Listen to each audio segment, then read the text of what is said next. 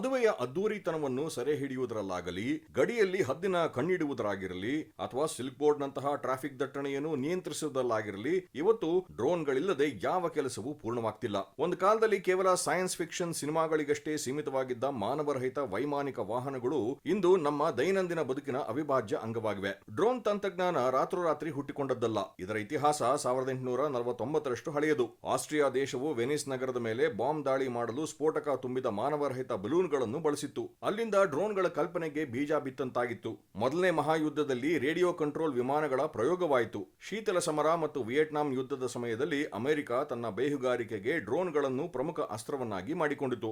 2006ರ ನಂತರ ವಾಣಿಜ್ಯ ಉದ್ದೇಶಗಳಿಗೆ ಮತ್ತು ಜನಸಾಮಾನ್ಯರ ಬಳಕೆಗೆ ಮುಕ್ತವಾದ ಮೇಲೆ ತಂತ್ರಜ್ಞಾನ ಅಗ್ಗವಾಗಿ ಇಂದು ಡ್ರೋನ್ಗಳು ಎಲ್ಲರ ಕೈ ಸೇರಿವೆ. ಇಷ್ಟಕ್ಕೂ ಯಾವುದೇ ಪೈಲಟ್ ಇಲ್ಲದೆ ಇದು ಅಷ್ಟು ನಿಖರವಾಗಿ ಹಾರಾಡಲು ಹೇಗೆ ಸಾಧ್ಯ?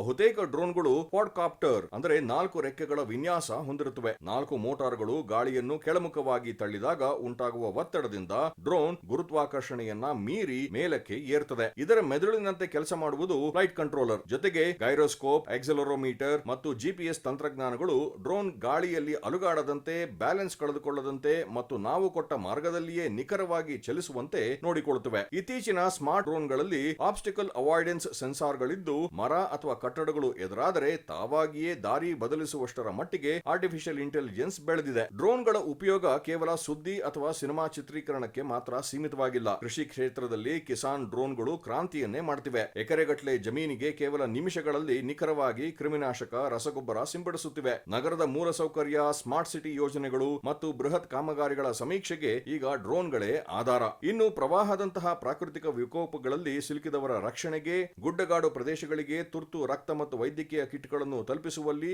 ಇವು ಸಂಜೀವಿನಿಯಾಗಿ ಕೆಲಸ ಮಾಡ್ತಿವೆ. ಇ ಕಾಮರ್ಸ್ ಸಂಸ್ಥೆಗಳು ಮನೆ ಬಾಗಿಲಿಗೆ ವಸ್ತುಗಳನ್ನು ತಲುಪಿಸಲು ಡ್ರೋನ್ ಡೆಲಿವರಿ ಆರಂಭಿಸಿವೆ. ನಾಣ್ಯಕ್ಕೆ 2 ಮುಖ ಇರುವಂತೆ ಈ ತಂತ್ರಜ್ಞಾನದಿಂದ ಎದುರಾಗಿರುವ ಸವಾಲುಗಳು ಒಂದೆರಡಲ್ಲ. ಹೈ ರೆಸಲ್ಯೂಷನ್ ಕ್ಯಾಮೆರಾಗಳ ಮೂಲಕ ವ್ಯಕ್ತಿಗಳ ಅನುಮತಿ ಇಲ್ಲದೆ ಅವರ ಖಾಸಗಿತನಕ್ಕೆ ಕನ್ನ ಹಾಕಲಾಗುತ್ತಿದೆ. ನಿಗದಿತ ಎತ್ತರ ಮೀರಿ ಹಾರಿಸುವುದರಿಂದ ವಿಮಾನಗಳ ಹಾರಾಟಕ್ಕೆ ಅಡ್ಡಿಯಾಗಿ ಭಾರಿ ದುರಂತಗಳು ಸಂಭವಿಸುವ ಅಪಾಯವಿದೆ. ಎಲ್ಲಕ್ಕಿಂತ ಮಿಗಿಲಾಗಿ ಉಗ್ರರು ಮತ್ತು ಸ್ಮಗ್ಲರ್ಗಳು ಗಡಿ ದಾಟಿ ಮಾದಕ ವಸ್ತುಗಳನ್ನು, ಶಸ್ತ್ರಾಸ್ತ್ರಗಳನ್ನು ಸಾಗಿಸಲು ಡ್ರೋನ್ಗಳನ್ನು ಬಳಸುತ್ತಿರುವುದು ರಕ್ಷಣಾ ಪಡೆಗಳಿಗೆ ದೊಡ್ಡ ತಲೆನೋವಾಗಿದೆ. ಬ್ಯಾಟರಿ ಖಾಲಿಯಾಗಿ ಅಥವಾ ಸಿಗ್ನಲ್ ಕಡಿತಗೊಂಡು ನಿಯಂತ್ರಣ ತಪ್ಪಿ ಜನನಿಬಿಡ ಪ್ರದೇಶಗಳಲ್ಲಿ ಡ್ರೋನ್ಗಳು ಅಪ್ಪಳಿಸುವ ಅಪಾಯವಂತೂ ಇದ್ದೇ ಇದೆ. ಒಟ್ನಲ್ಲಿ ಡ್ರೋನ್ ತಂತ್ರಜ್ಞಾನ ನಮ್ಮ ಕೆಲಸದ ವೇಗವನ್ನು ನೂರ್ಮಡಿಗೊಳಿಸಿರುವ, ನಮ್ಮ ಶ್ರಮವನ್ನು ಕಡಿಮೆ ಮಾಡಿರುವ ಅದ್ಭುತ ಸಾಧನ. ಆದರೆ ಭವಿಷ್ಯದಲ್ಲಿ ಇದರ ಸುರಕ್ಷಿತ ಬಳಕೆಗಾಗಿ ಕಟ್ಟುನಿಟ್ಟಾದ ಕಾನೂನುಗಳು ಮತ್ತು ನಿಮ್ಮಲ್ಲಿರುವ ಎಚ್ಚರಿಕೆ ಅತ್ಯಗತ್ಯ. ಮುಂದಿನ ದಿನಗಳಲ್ಲಿ ಆಕಾಶದಲ್ಲಿ ಪಕ್ಷಿಗಳಿಗಿಂತ ಡ್ರೋನ್ಗಳೇ ಹೆಚ್ಚಾಗಿ ಹಾರಾಡಿದರೂ ಅಚ್ಚರಿಯಿಲ್ಲ.